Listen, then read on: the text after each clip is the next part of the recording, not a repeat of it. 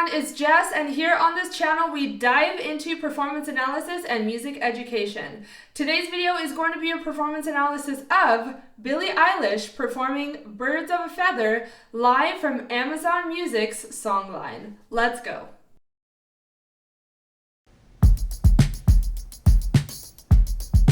I want you to stay till I'm in the grave, till I ride away, dead and buried, till I'm in the casket you carry. If you go, I'm going too, 'cause it was always you. Alright, and if I'm turning blue, please don't save me. Nothing left to lose without my baby. Birds of a feather, we should stick together. I know I said I'd never think I wasn't better alone. Can't change the weather, might not be forever, but if it's forever, it's even better. And I don't know what I'm crying for. I don't think I could love you more. Might not be long, but baby,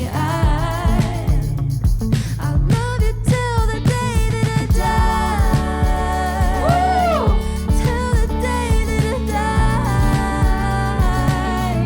Till the light leaves my eyes.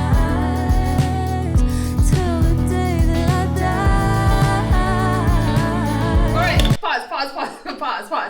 Obviously, I know the song. I am mouthing the words. I've heard the original because I have it on my iTunes playlist. However, I've never seen this live, and there are some subtle differences, which is really nice to hear. But she is known for a softer, breathier voice. But what's so different and cool about this song is you get something, at least I have not heard from other songs, or at least it's not as present, and that is her more fuller mixed voice and chest voice. I feel like she really explored that technique in this song, and to see her just bloom into it is really nice, because that is a really scary thing to do. Going from, it is pretty extreme, one extreme to the other, where you're known for this one sound, and then you're going to try and venture off into this other technique that is very difficult to master.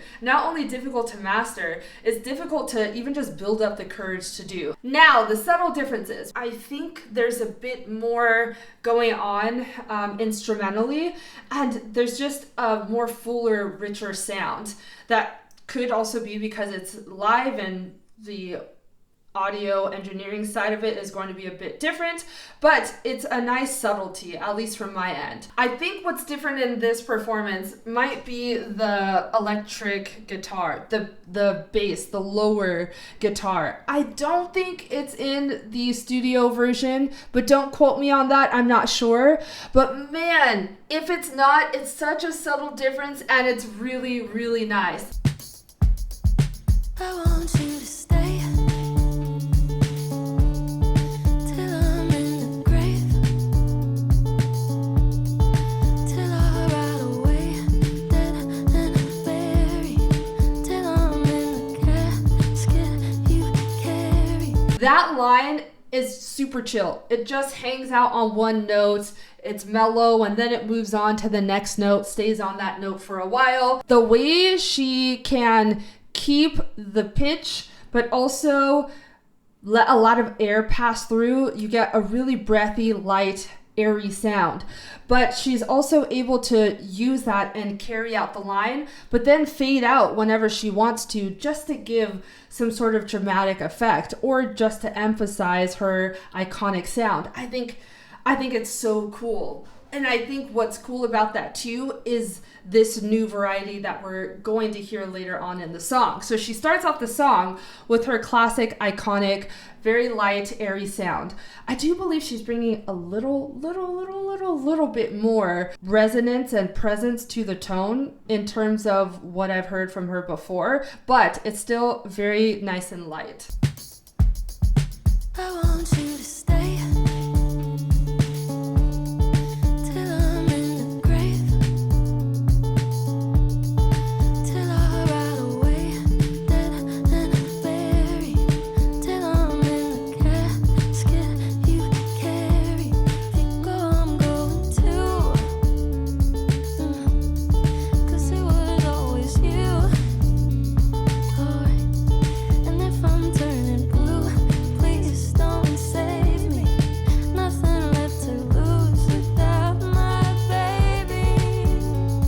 I think a fun part about this song is the amount of breaks and pauses in between the lines and even in between the words. It's just a stylistic choice. Now, I believe she actually inhales on the majority, if not all of those pauses, which can be a little bit difficult to do.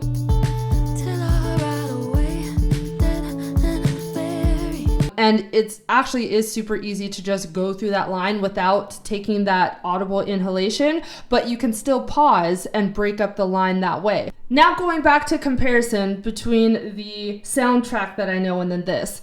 What I remember when listening to this song for the first time, the soundtrack on Apple Music, was the lines, if you go, I'm going to. Yeah, if you go, I'm going to. So around this line is when she really starts to bring in some more of her chest voice. Everything from the beginning is super light, super airy. And then when she gets to, at least for the word to, she brings in a significant amount of chest voice compared to the lines before.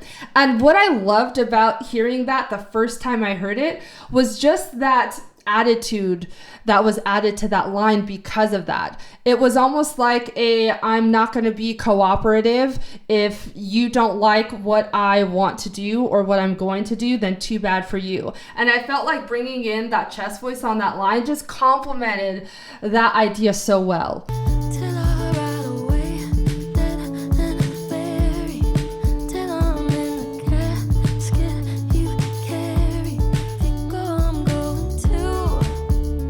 I think the melodic line is a little bit different on this one too. Going to, if you go, I'm going to. I don't think she does that in the original.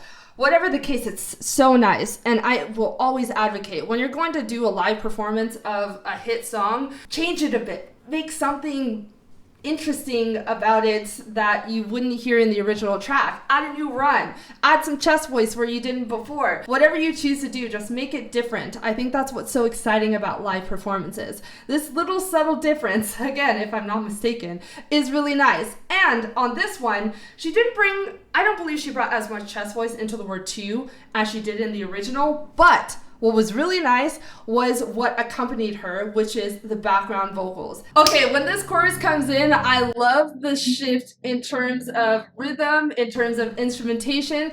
It was just, there was like a subtle dropout in music, and it was just a groove. It was a vibe.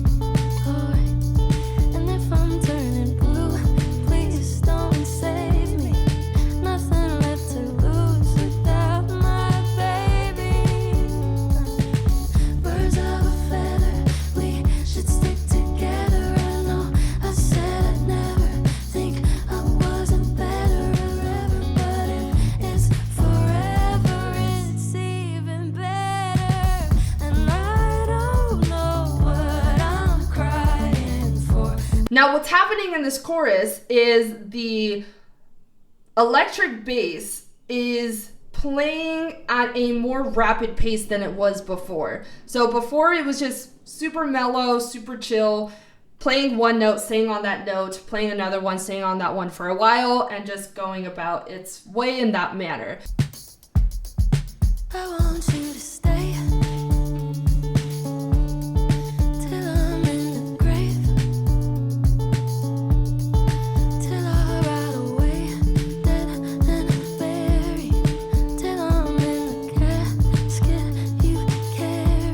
And then when the chorus comes along, you hear the bass play on those subdivisions. Da da da da da da da da. It's not super loud, but it does change the vibe quite a bit considering what its role was before. Nothing left to lose without my baby.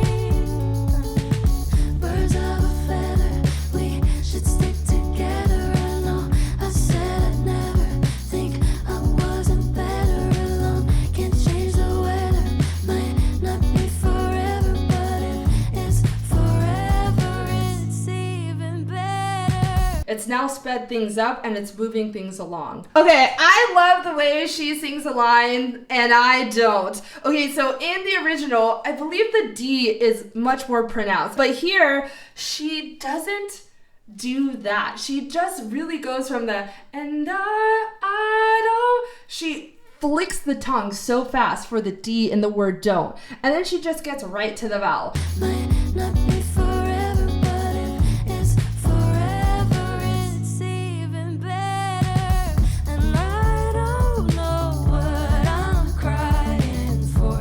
I don't think I could love you more. And I'm not saying I have a preference for either or. They're both great in terms of execution. But I'm so happy with this variety, this differentiation that we're getting in this live performance. To me, it shows another side of artistry and this creativity that you can really embrace when you're given a platform like this. I'll love you till the day that I die.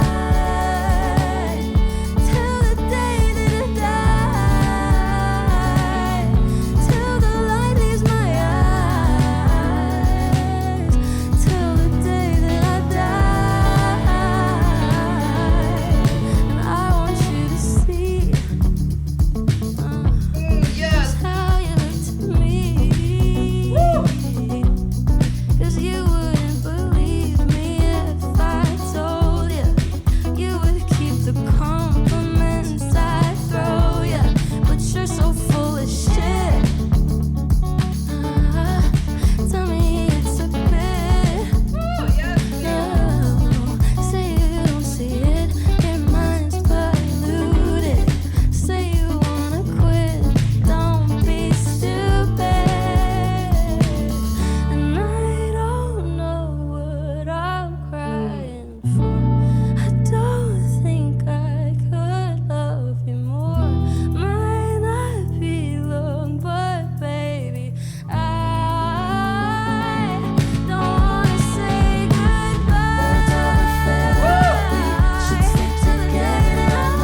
I said I never think until the light leaves my eyes. Can't change the weather, might not different.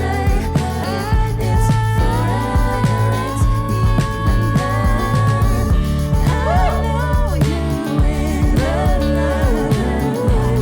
You had that same look in your eyes. I love you, don't act so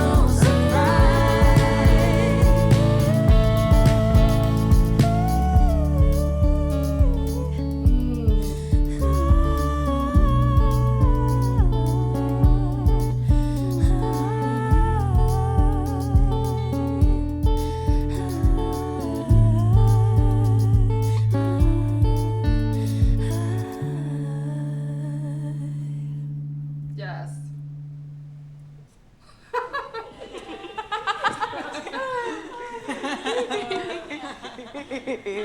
Okay.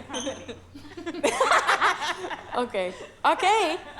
Well, I feel pretty good. All great to me. Fucking guys. Yay!